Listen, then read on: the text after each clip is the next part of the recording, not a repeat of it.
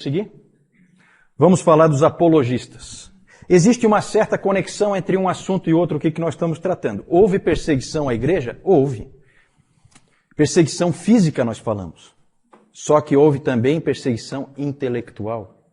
E é isso que nós vamos tratar agora. E aí surge a figura dos apologistas. O que é uma apologia? É uma defesa. Um apologista é um defensor da verdade. Esses apologistas, eles aparecem desde o início. Na verdade, o primeiro ataque intelectual à fé cristã veio com os judeus, foram os primeiros a atacarem o cristianismo. E lá no Novo Testamento nós já vemos como é que é a linha de defesa do cristianismo em relação aos judeus. Já no Novo Testamento a gente vê isso. Quem é que lembra? A linha é sempre a seguinte: o cristianismo é uma continuidade do judaísmo. Porque é a vinda do Messias prometido. Então sempre a igreja teve o Antigo Testamento como suas escrituras, porque não é nada mais nada menos do que uma continuidade. E o judaísmo, quando ele não migra para o cristianismo, ele estagnou, ele errou o alvo. Quem é que lembra onde no Novo Testamento que nós já temos defesas nessa linha? Vamos lá, provinha, prova oral. Defesas nessa linha de que o cristianismo nada mais é do que uma continuidade do judaísmo. Em Atos, Pedro em Atos, tem um exemplo melhor em Atos. Estevão, perfeito ali, né? É uma apologia bem clara em que ele mostra toda a sequência e apontando para essa linha de raciocínio. Temos uma carta também no Novo Testamento que praticamente trabalha só isso. Qual é? Qual é a carta? Hebreus, exatamente. Hebreus. É a carta também trabalha exatamente isso, uma continuidade em relação ao judaísmo. É isso que o livro de Hebreus trata. Que segundo Lutero cria, né? Foi escrita por Apolo. Também é um nome duvidoso, porque também é o nome de um deus grego. Apolo de Alexandria, né? O grande pregador, né? É isso aí. Não vou dar por causa do deus grego, né? Mas é nome duvidoso. Tito já está nessa turma aí. Só que eu quero trazer alguém realmente mau para o meu lado. Eu já trouxe o Augusto e quero ver se trago mais alguém. Rafael é anjo, né? Não, esse aí escapou, Esse aí escapou. E essa briga com o judaísmo continua depois, não é só no Novo Testamento, não. Há um ataque muito, muito forte de alguns judeus. E um livro que existe da Antiguidade é um livro do Justino Mártir, em que ele conta, Justino Mártir é um pai da igreja, ele conta de um debate que ele teve com um judeu helenista chamado Trifo. O nome desse livro é Diálogo com Trifo, e é um livro muito interessante, há um debate entre os dois, muito bom, em cima das escrituras. O Justino começa a trazer todo o texto possível e imaginável, tem até uns fatos pitorescos, que ele traz um texto lá de Salmo 96:10, que ele vai e cita e acha que está abafando, que é Salmo 96:10, ele pega e diz pro Trifo o que ele tinha a dizer daquele texto, que diz assim: dizei entre as nações, do madeiro reina o Senhor. Salmo 96:10, do madeiro reina o Senhor. Então, Jesus Cristo reinando da cruz. Aí o Trifo foi pegar a Bíblia dele e falou assim: isso aqui eu não tenho aqui não. Na minha Bíblia não está escrito assim não. Na minha Bíblia, Salmo 96:10 diz: dizei entre as nações, reina o Senhor. Exatamente. Aí o Justino dá uma de esperto e fala: tá vendo? Isso aí são esses rabis de vocês que já foram lá e tiraram aquele pedaço ali. Quando na verdade não era nada disso, era algum escriba cristão que tinha incluído um pedaço ali, né? E o Justino estava com essa cópia que não estava fiel ao original, e o Trifo tinha o Velho Testamento em hebraico, e o Justino tinha o Velho Testamento, a Septuaginta, a versão em grego. Já com esse copista que achou que estava abafando, né, botou lá em homenagem ao Senhor do Madeiro e tal. E são fatos pitorescos assim. Esse debate durou 2 dias e ninguém conseguiu mudar a posição do outro, mas é impressionante nesse livro, eu nunca vi o livro, mas tem os testemunhos nesse sentido, de que houve um tratamento extremamente cortês entre eles, um tratamento em excelente nível, eles se tratam como amigos no final, é uma situação que não perdurou no futuro. Depois a relação cristãos e judeus passou a ser péssima, né? Os rabis lançaram lá o tal do Talmud babilônico, atacando e jogando anátema para todo lado em cima dos cristãos, e os cristãos começaram a usar expressões do tipo assassinos de Cristo para os judeus, né? João Crisóstomo, um dos pais da igreja, foi um desses que utilizou esse nome e perpetuou esse nome aí. Quem são os judeus? São os assassinos de Cristo. Então a situação se deteriorou. Agora o judaísmo, houve então esse tipo de conflito aí com o judaísmo, mas o principal é com o paganismo. Pode passar ali. E aí nós temos várias obras da antiguidade aí, escritas por cristãos, para defender o cristianismo. Nós temos essa Epístola a Diogneto. É um material muito interessante, com uma boa visão da graça, porque uma coisa que é interessante dessa época aí da história da igreja é que ninguém entendeu a graça. Ninguém. Tinha que esperar chegar Agostinho para entender Paulo, porque ninguém tinha entendido Paulo. E essa epístola chega perto. E ela é muito bonita, ela usa a expressão de que os cristãos são a alma do mundo. Ela tem, assim, momentos bem interessantes. Esse Octávios de Minícius Félix é a história de um diálogo entre Octávios e Cecílius. Esse Octávios era cristão e ele, então, começou a discutir com esse Cecílius. E ele acaba convertendo os Cecílios. E é interessante que, já naquela época, quando você pega esse material, que é lá do 2º século, você já vê os mesmos ataques à fé cristã que existem hoje. É impressionante como é sempre as mesmas coisas que se diz. Não há, assim, novidade, né? É sempre a mesma coisa. Esses ataques que vinham de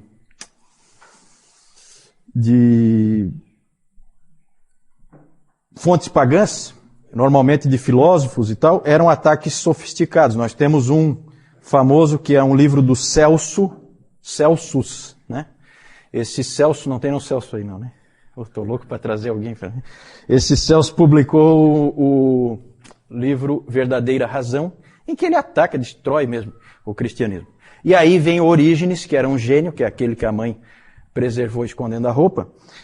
O Orígenes, ele escreve um livro famoso que se chama Contra Celsum, em que ele rebate todas as acusações do Celso. Então os apologistas, é sempre esse trabalho de escrita, é sempre esse trabalho de ataques, e eles daí se defendem, esses ataques mais sofisticados, mas também havia ataques intelectuais mais grosseiros. E um interessante, que depois o João vai mostrar, é uma pichação que existe hoje em Roma, nas ruínas lá. Existe uma pichação na parede, com uma figura de um burro crucificado, um homem com cabeça de burro, e embaixo escrito, Alexandre adora o seu Deus. Ou Alexandre adorando o seu Deus. Isso é encontrado hoje lá. Na verdade, o que é? É uma gozação de algum vizinho mala lá, do tipo do... né?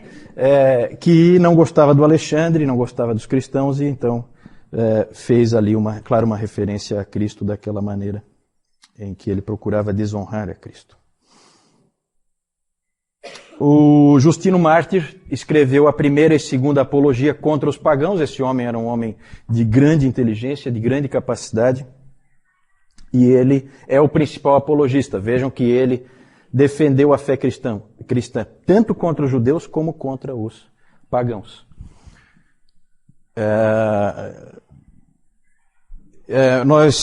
Na verdade, nós temos que agora parar para pensar um pouquinho porque a relação entre o judaísmo e o cristianismo é evidente, é simples de ver. Mas a relação entre o cristianismo e o paganismo é um pouquinho mais complicada. E aí havia um problema, havia uma dificuldade. Como tratar a cultura em que a igreja está inserida? Como ver a cultura? Como encarar? Devemos pegar o que se sabe, o que se conhece na cultura pagã e trazer para dentro da igreja, ou devemos nos afastar completamente? Isso foi um problema muito sério, uma dificuldade muito grande para a igreja saber como tratar isso. Daqui a pouco nós vamos ver em detalhes como que isso funciona. Na verdade, nós temos duas abordagens, duas formas de tratar a cultura nessa época dos apologistas. Pode passar isso. Cristianismo e cultura, duas abordagens. Uma é a abordagem de Clemente de Alexandria. Clemente, como um homem de Alexandria, evidentemente ele tinha em alta conta todo o conhecimento que já existia, conhecimento pagão, todos os escritos filosóficos, tudo para ele era de grande valor.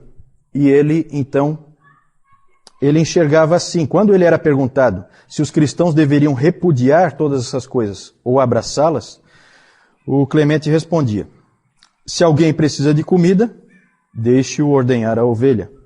Se precisa de roupa, deixe-o tosquiá-la. Da mesma forma, deixe-me usufruir da erudição grega.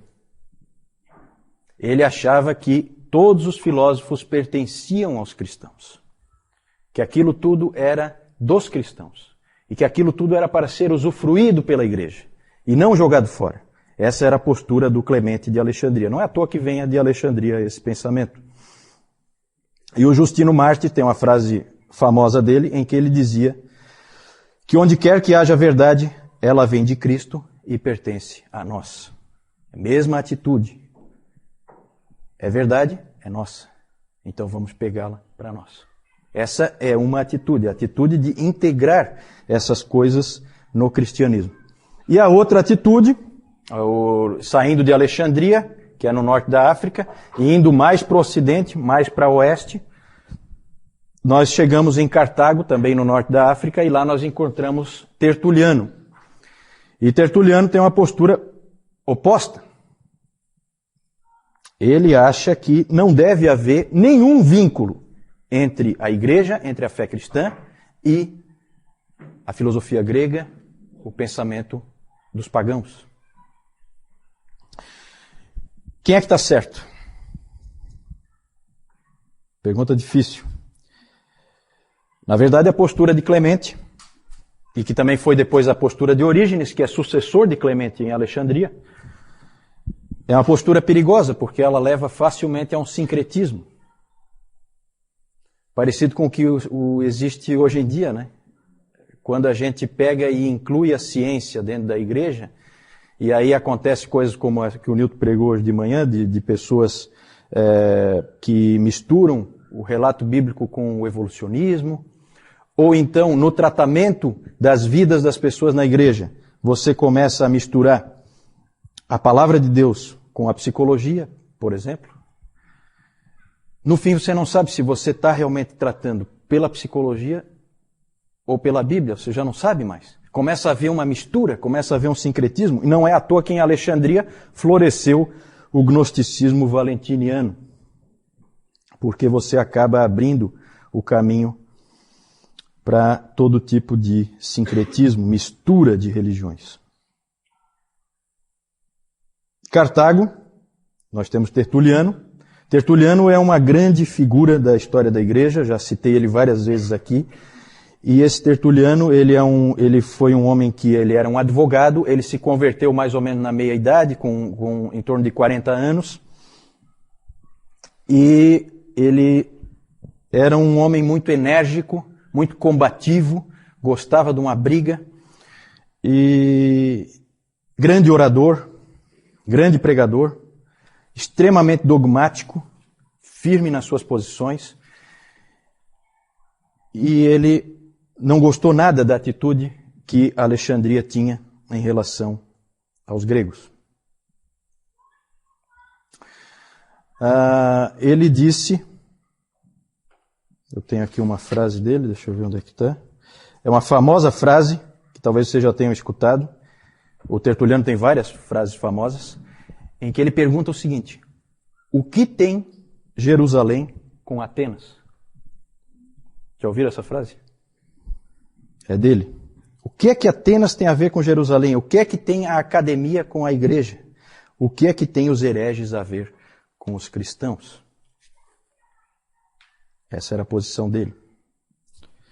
E o Tertuliano, na verdade, ele era um pouco exagerado. E nessa posição dele também tinha problema. Na primeira nós tínhamos esse problema do sincretismo. Começa a misturar tudo, no fim você já não tem mais um cristianismo puro. E no caso do Tertuliano, você tem um isolamento da igreja em relação à cultura. Ele se isola. E você começa a ter um cristianismo estranho. E o Tertuliano tinha umas frases que não ajudavam nada.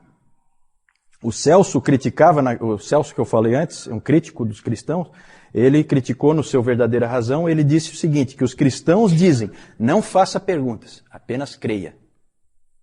Isso para o Celso era inadmissível. E o Tertuliano, acho que ele ia um pouco nessa linha, porque olha só essa frase dele, que sempre deixou todo mundo estupefato. Ele dizia assim, eu creio porque é absurdo. O Filho de Deus morreu.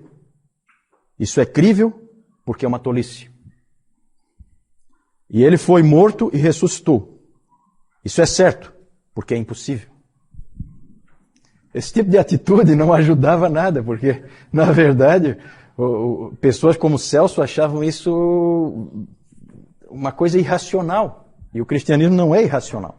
Então esse aí é um outro extremo que o Tertuliano foi, que também não foi muito legal. O Tassiano, que é outro pai da igreja, esse foi pior ainda, ele era mais radical ainda. E o monasticismo medieval, os monges medievais, não foram numa direção muito diferente, não. Eles foram mais ou menos nessa direção aí. Tem aquele livro, O Nome da Rosa, do Umberto Eco, que eu nunca me atrevi a ler, porque dizem que é terrível de ler, né? Porque ele escreve um monte de línguas diferentes, porque cada monge fala numa língua diferente. E tem até um monge lá que fala todas as línguas juntas, né? Ele sabia tantas línguas na história do Umberto Eco. Ele sabia tantas línguas diferentes que no final ele não sabia falar nenhuma.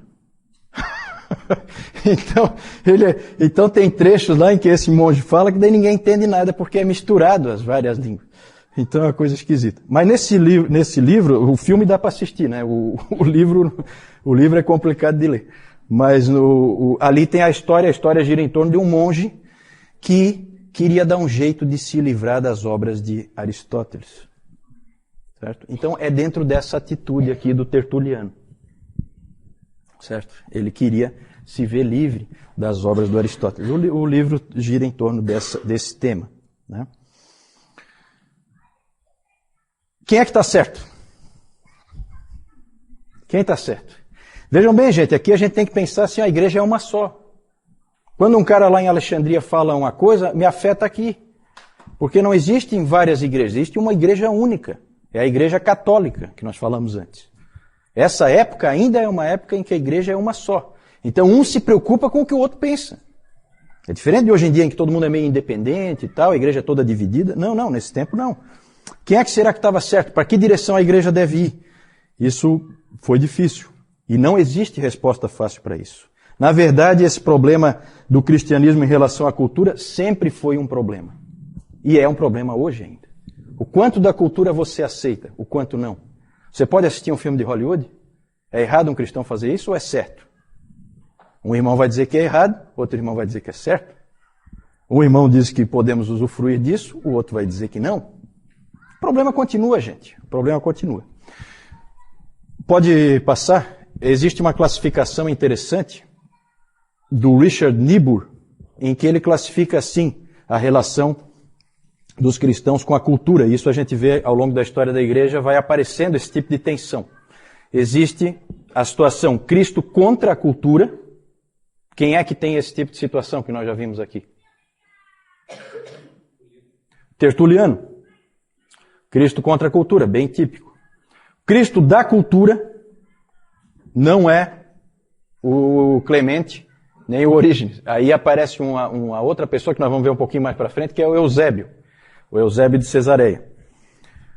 o pai da história da igreja. Esse aí entra ali, Cristo da cultura. Temos o Cristo acima da cultura, que aí sim entra o Clemente, e entra também mais para, entra o Orígenes, e entra mais tarde, Tomás de Aquino, em que a cultura, nós temos que extrair da cultura o que é bom para nós, Cristo fica sempre acima, mas a gente usufrui da cultura que está num nível um pouco mais baixo. Aí tem a quarta visão, Cristo e cultura em paradoxo, que é a visão do Lutero, em que Lutero dizia, há uma tensão contínua, não dá para resolver, aceite. Aceite. Vai ser sempre assim. Não dá para resolver. E a última visão, Cristo, o transformador da cultura, que é a visão tipicamente de Calvino, e também podemos encaixar ali Agostinho. Nós vamos depois tratar dessas pessoas, a gente vai ver esse tipo de situação, mas sempre foi um problema, continua sendo. O livro do Niebuhr também não resolve o problema, ele só coloca o problema, não dá a solução. Acho que ninguém vai dar nunca a solução. Isso é sempre um problema na igreja, eu acho que sempre vai ser. Pode passar? João. Essa aqui é aquela pichação que foi colocada lá no muro ali daquele vizinho mala. Aqui, representando a cruz, aqui uma figura com a cabeça de um burro. E aqui, Alexandre adorando ali o burro. Então, quer dizer, se tem um adorando um burro, seria mais ou menos assim, um burro adorando outro burro, né? E aqui nós temos o Justino Mártir, figura dele. Próximo. Aqui nós temos o famoso farol de Alexandria, o porto de Alexandria também. Aqui o farol, onde já foi falado ali, inclusive da biblioteca lá de Alexandria. E aqui nós temos o Clemente de Alexandria, que também o Juliano falou ainda há pouco sobre ele. Alguma pergunta aí em relação aos apologistas?